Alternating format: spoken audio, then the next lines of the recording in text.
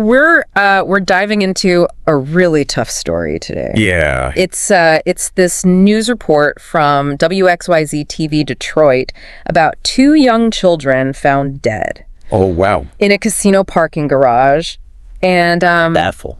what makes this story especially hard is that they actually interviewed the children's mother for the report. Oh, God. And you can just hear the grief in her voice. I can only imagine. Yeah, It's hard to even think about. Yeah, and it makes it even more complicated to understand what actually happened. Yeah, you're trying to sort through everything she's saying, but also knowing that she's in shock and probably not remembering things perfectly. Exactly. And the report says that the children were a 9-year-old and a 2-year-old. Okay. And it looks like they died from hypothermia.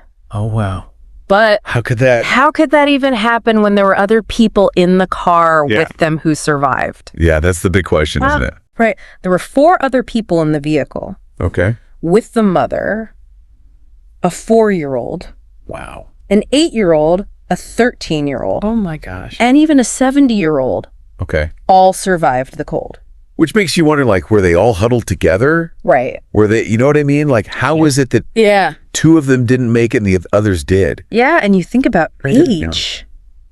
Right? Maybe what they were wearing. Right. Were they closer to the... Yeah, they're healthy. or something. So many factors. Well, this is heartbreaking to even think about. And the mother's account is so chaotic. You know, she talks about trying to wake her children up and performing CPR and screaming for help. I can't imagine being in that situation. It's awful. That chaos makes it even more important to be really careful with the information. Right. And not jump to conclusions. Right. The report also says that they've been homeless for the past 3 months living in their car. And this wasn't like a chronic situation. Yeah. She was a certified nursing assistant and she was actually about to start a new job. Okay. So she was really actively trying to improve their lives. So she was on the verge of turning things around. Exactly. And then this happens. Oh, it's just another layer of tragedy. It really is. The report also says that the funeral home is covering the burial expenses. Oh, that's good. And there's an organization called Detroit Power Detroit that's offering to support her.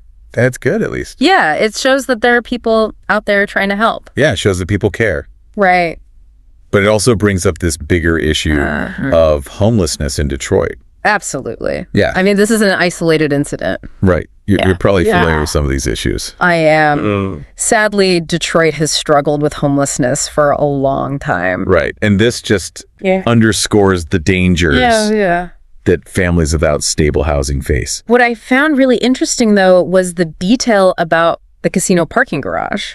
Right. Yeah. It makes you think about, like, you know. Yeah, like, why were they there? Their movements that day. Yeah. And maybe even a sense of desperation. Like, maybe there was a hope for a change in their luck. Yeah. Right? Exactly. Makes you think. It reminds us that we can't just make assumptions about people's choices when they're in these really difficult situations. Yeah. Sometimes they might seem illogical. Right. But they're often driven by just trying to survive. Absolutely. Yeah. Survival instincts. Right? It's important to remember that. So let's shift gears a bit and talk about the bigger picture of homelessness in Detroit. Yeah. What can you tell us about that, particularly for families? Yeah. We were talking about the bigger picture of homelessness in Detroit. What are some of the things that lead to families ending up in these situations? Well, I mean, it's really complex. Right. There's no simple answer. Yeah. But some of the big ones in Detroit are affordable housing, poverty, unemployment, and just systemic inequities.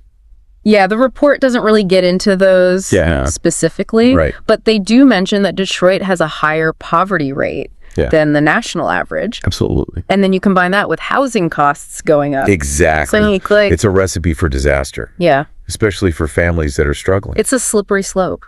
It is. Once you lose your housing, how do you get back? It's incredibly difficult. Yeah. The report mentioned that she was a certified nursing assistant. Right. You know, imagine trying to find a job when you're living out of your car. Right. How do you even... It's almost impossible. Yeah. How do you get to the interview? Right. How do you look presentable? Yeah. How do you manage childcare? And that's where the systemic issues come into play, right? Absolutely. When we talk about systemic issues, we're talking about things like discriminatory housing policies, lack of access to good education and job training, and, not enough social safety nets. Right. And all of these things really impact marginalized communities the most. Right. And just make it so much harder to escape poverty. It's like this one family's story is really just a small piece. Right. It's a microcosm of a much bigger problem. Right. Not just in Detroit, but across the country. Yeah. It's a national crisis. It is. And we need solutions. Absolutely. We need comprehensive solutions. But the report does have some glimmers of hope, right? Yeah. Like the funeral home covering the costs and Detroit offering support. Those are really important. Yeah. Those organizations, they often operate on shoestring budgets. Right. They rely on volunteers and donations. They're the front lines. They're providing that lifeline to people who are in desperate need. Right. Emergency shelter, food assistance, job training. But you mentioned earlier that we need to tackle the systemic issues as well. Right. What does that look like? Well, I mean, there are a number of policy solutions that could really make a difference. Right. Like expanding access to affordable housing. Okay. Investing in programs that address the root causes of poverty. Yeah. Like job training. Yeah. Early childhood education. Mental health and substance abuse treatment. This is a multi-pronged approach. It is. We need to attack this from all angles. But those solutions require money. They do. And they require political will. Right. And that's tough. It can be challenging. Yeah. And that's where you as a listener can come in. Okay. It's easy to feel overwhelmed by all of this, but there are things you can do. So what can people do? Well, you can support those local organizations. Okay. Like Detroit, Power Detroit. They need donations, volunteers, community support. Even small things can help, right? Absolutely. Like donating or volunteering. Every little bit counts. And what about the policy changes you mentioned? You can contact your representatives. Okay. Go to community meetings. Speak up about affordable housing, poverty reduction. Right. Healthcare. It seems like we started this deep dive asking how could this happen? Right. But now it's more about what can we do? What can we do to stop it from happening again? Exactly. That's something we all need to think about. We do, individually and collectively. This tragedy is a reminder that we have to do something. It is. It's a call to action. Yeah. We need to create a society where everyone has a chance to thrive. I think that's a great place to move into our last segment. Okay. We can talk about some things people can do. Sounds good. To get involved. Great. So we've talked about a lot in this deep dive. We started with this really sad story about those two children. Yeah. And then we talked about homelessness in Detroit. Right. All the factors involved. Yeah. And you've given us a lot to think about. I hope so. Both the problems and what we can do about it. It's a complex issue for sure. Yeah. But what really gets me is even in this awful story, there's this sense of hope. You're right. Like resilience.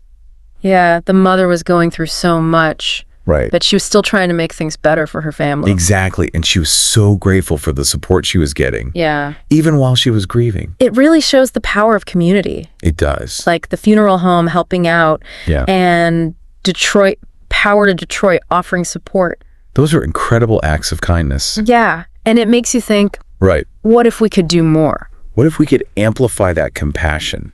Yeah. And use it to make real change? Exactly. And that's where our listeners come in. Absolutely. This isn't just about feeling bad. Right. It's about doing something. So what can people do to help? Well, you can start by supporting those organizations that are working directly with people experiencing homelessness. Hey, Detroit Power Detroit. Exactly. They need all the help they can get. Right. Donations, volunteers. Even just spreading the word. So even small things can make a difference. They really can. Every little bit helps. What about those bigger changes we talked about? You can contact your elected officials. Yeah. Let them know that this is important to you. Right. You can go to community meetings. Support affordable housing projects. Right. Speak up for poverty reduction. It seems like we've come full circle. We have. We started by asking how this could happen. Right. And now we're asking. And now we're asking, what can we do to stop it? That's the question we should all be asking ourselves. This tragedy shows us that we can't just stand by and do nothing. We have to act. Yeah, we have to create a world where everyone has a chance. A world where things like this don't happen. Well said. Thank you. This has been a really tough topic. It has. But I hope our listeners are leaving with a sense of hope. Me too. And a desire to make a difference. Remember, even small actions can have a big impact. If you want to learn more or get involved, yeah, we'll have some resources on our website and social media. Thanks for joining us on this deep dive. It's been a pleasure. We'll see you next time.